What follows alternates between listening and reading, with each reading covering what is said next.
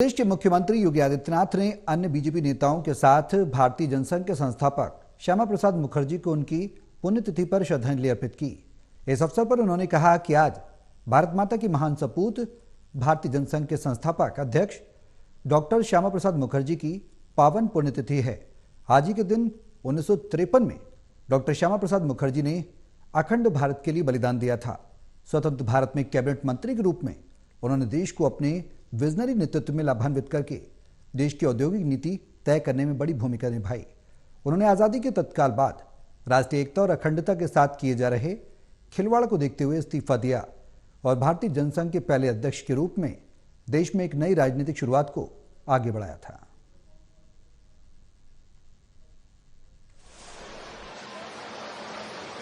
भारत माता के महान सपूत भारतीय जनसंघ के संस्थापक अध्यक्ष डॉक्टर श्यामा प्रसाद मुखर्जी जी की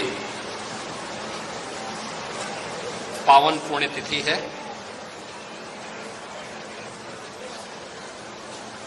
आज ही के दिन 1953 में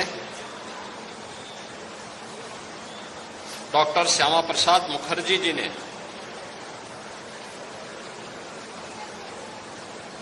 अखंड भारत के लिए अपना बलिदान दिया था।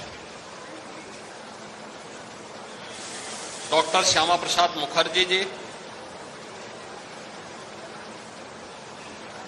एक महान शिक्षाविद,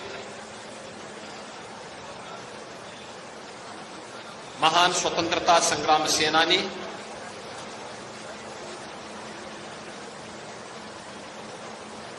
और एक भारत श्रेष्ठ भारत के स्वप्न दृष्टा थे। स्वतंत्र भारत में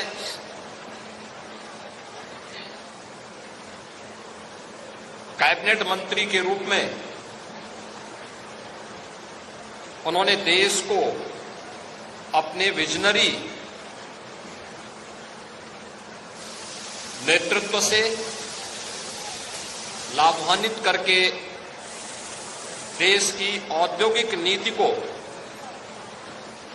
तय करने में बड़ी भूमिका कुछ ना कुछ किया था। देश के अंदर खाद्य आवश्यकता की पूर्ति की जा सके, खाद्य मंत्री के रूप में भी स्वतंत्र भारत के पहले